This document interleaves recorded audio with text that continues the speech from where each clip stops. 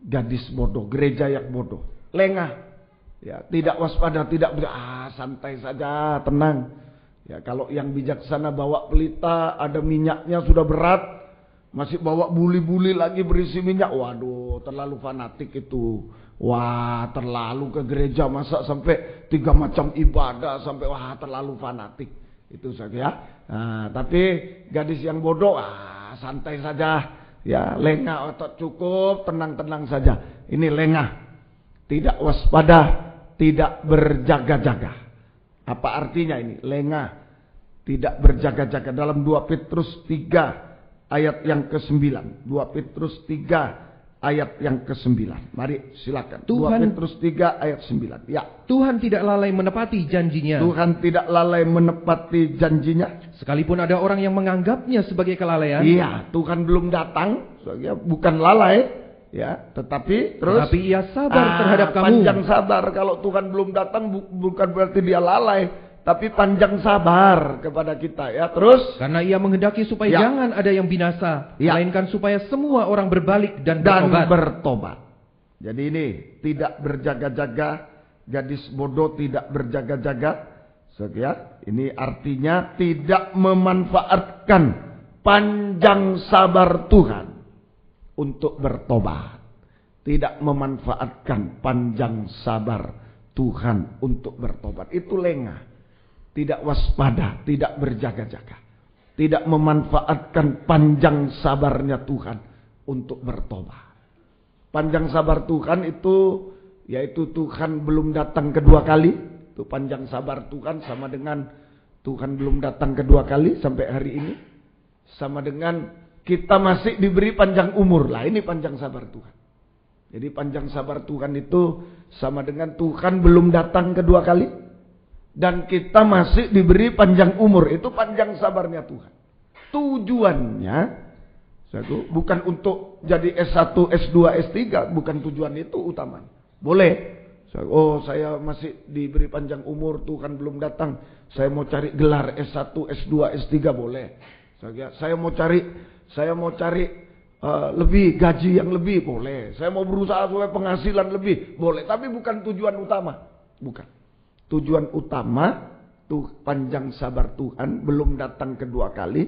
Kita diberi panjang umur adalah untuk bertobat. Untuk bertobat. Berhenti berbuat dosa, kembali pada Tuhan. Ya, kalau hanya menjadi S3, hanya menjadi orang kaya, tapi berbuat dosa, tidak ada artinya. Nggak ada artinya. Wah, senang hidupnya, punya mobil, punya ini, waduh kaya, tapi hidup dalam dosa, tidak ada gunanya itu. Belum sampai pada tujuan, belum. Orang di luar Tuhan, wah mobilnya lebih banyak lagi. Aku belum. Sudah S1 cum laude mungkin bagus, baik. Tapi berbuat dosa, hidup dalam dosa. S3, tapi berbuat dosa, pandai berbuat dosa. Nggak ada artinya. Belum sampai pada tujuan utama. Perpanjangan sabar. Perpanjangan sabar Tuhan untuk bertobat. Berhenti berbuat dosa, kembali kepada Tuhan. Itu tujuan utama. Supaya tidak binasa. Itu apa artinya semuanya? Kalau kita binasa, kita tidak bertobat, tetap bertahan dalam dosa, hanya sementara di dunia ini. Semua nanti akan dibinasakan, termasuk kehidupan yang berdosa. Semoga kita bisa mengerti, ya. Jadi gadis bodoh itulah tidak berjaga-jaga, sama dengan tidak mau bertobat. Tidak mau bertobat, tetap mempertahankan dosa. Itu gadis bodoh. Tidak berjaga-jaga, lengah, tidak berjaga-jaga, sama dengan tidak mau bertobat, sama dengan tetap mempertahankan dosa, hidup dalam dosa. Mari, kalau kita merasa, waduh saya sudah jatuh dalam dosa, jangan terus. Wah ini salah. Ayo akui, ayo tinggalkan dosa, bertobat. Jangan seperti gadis bodoh ini. Hidup dalam dosa, mempertahankan, sudah tahu dosa, mempertahankan dosa, hidup dalam menyetujui dosa, mendukung dosa, itu sama semua. Itu tidak berjaga-jaga, lengah, tidak berjaga, tidak memanfaatkan panjang sabar Tuhan. Tidak mau bertobat. Saudara, semoga kita bisa mengerti. Akibatnya kehilangan urapan Roh Kudus. Saudara, kalau ada dosa, Roh Kudus tidak ada di sana.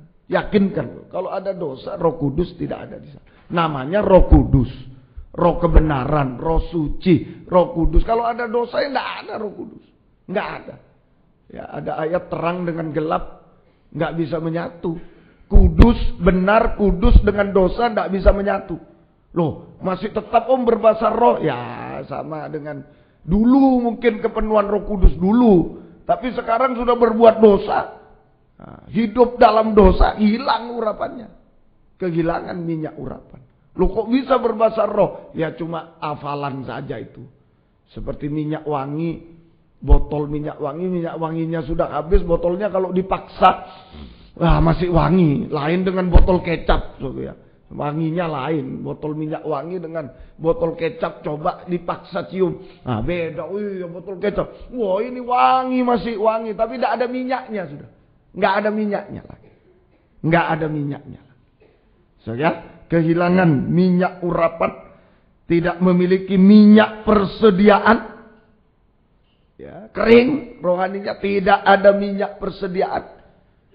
Sehingga pelitanya padam. Dan ketinggalan saat Yesus datang kedua kali.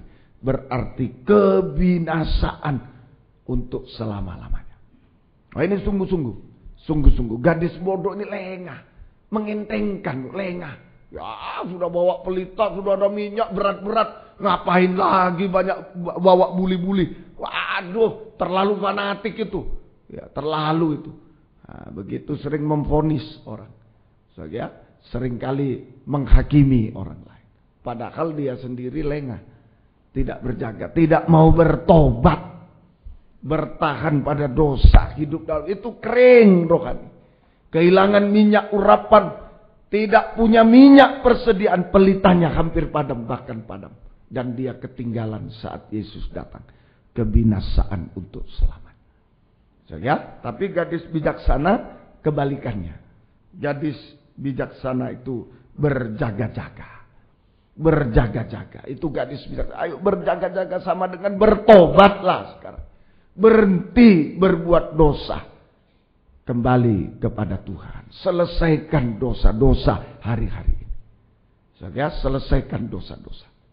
Kalau kita menyelesaikan dosa-dosa, saya percaya, ya, masalah-masalah lain pasti selesai. Saudara percaya? Saudara percaya? Nah itu. Kalau ada masalah, ada masalah dalam ekonomi, dalam nikah, buah nikah, jangan cepat-cepat menghakimi orang. Oh, sana salah, itu salah, ya. Wah, istri saya salah, suami saya salah, gembala saya salah, jemaat salah. Jangan. Periksa dulu, apa saya berbuat dosa? Apa saya mempertahankan dosa? Apa saya menyetujui dosa? Mendukung dosa? Nah, itu yang bikin masalah, yang menyebabkan masalah. Tapi gadis bijaksana, selesaikan dulu dosa. Bertobat, selesaikan dosa. Pasti Tuhan akan menyelesaikan segala masalah kita. Dosa itu beban terberat dari manusia. Beban terberat.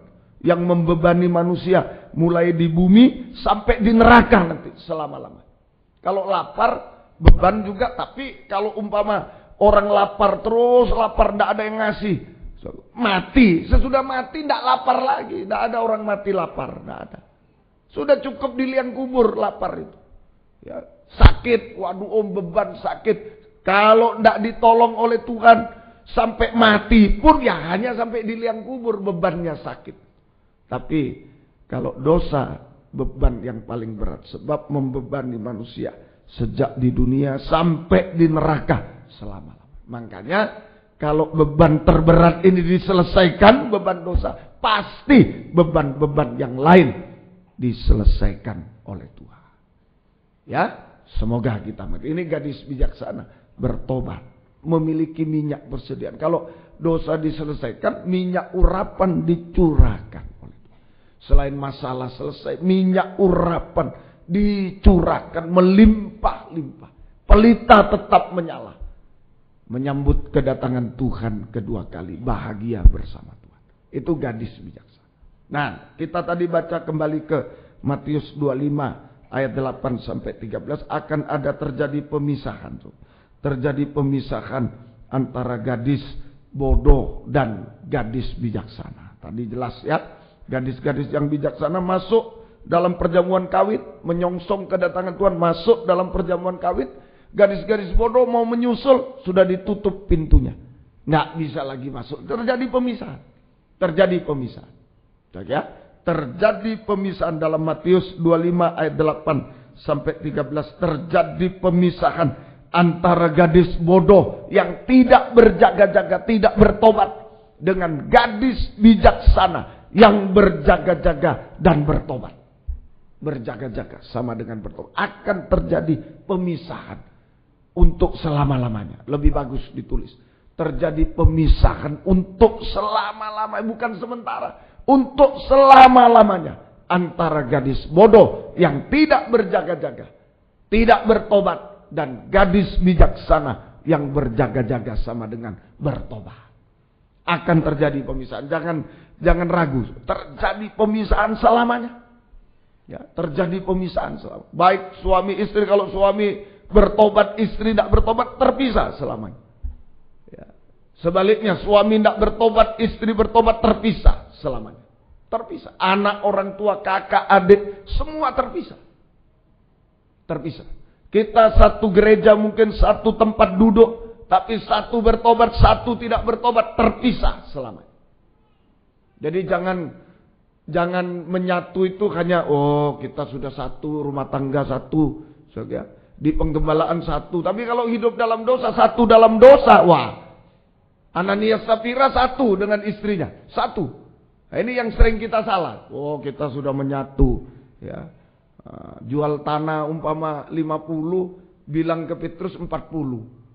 Ananias, istrinya ditanya berapa? 40. Jadi satu suami istri, tapi dalam dosa. Habis, Pak.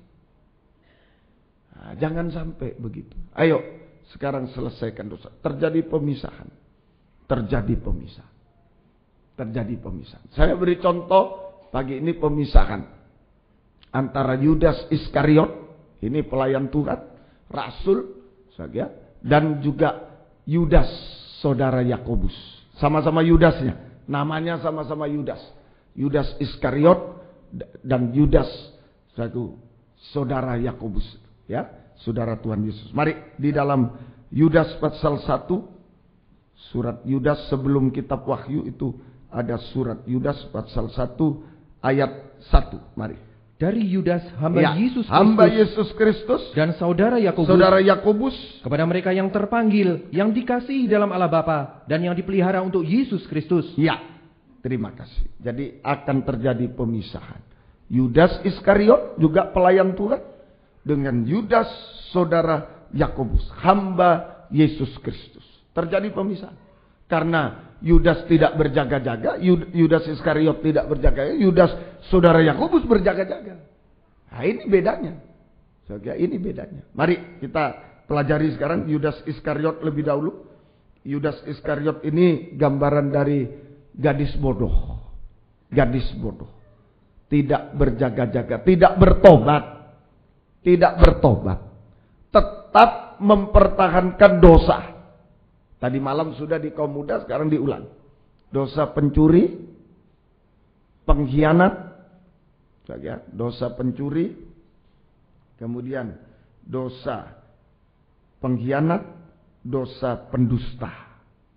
Ini dipertahankan terus, ya, oleh Yudas. Mari kita periksa dulu pencuri, Yohanes 12. Injil Yohanes 12. Nah, ini Yudas Iskariot, ini gambaran dari gadis bodoh. Ya, tidak berjaga-jaga, tidak bertobat. Tetap mempertahankan dosa. Pencuri, pengkhianat, juga pendusta, pura-pura. Ya, mari Yohanes 12 ayat yang ke Injil Yohanes pasal 12 ayat yang ketiga. Ayat 3 mulai, ya. Maka Maria mengambil setengah kati minyak narwastu murni yang mahal harganya. Ya. Lalu meminyaki kaki Yesus dan menyekanya dengan rambutnya. Ya. Dan bau minyak semerbak di seluruh rumah itu. Ya. Tetapi Terus? Yudas Iskariot, seorang dari murid-murid Yesus yang akan segera menyerahkan dia berkata, "Mengapa minyak narwastu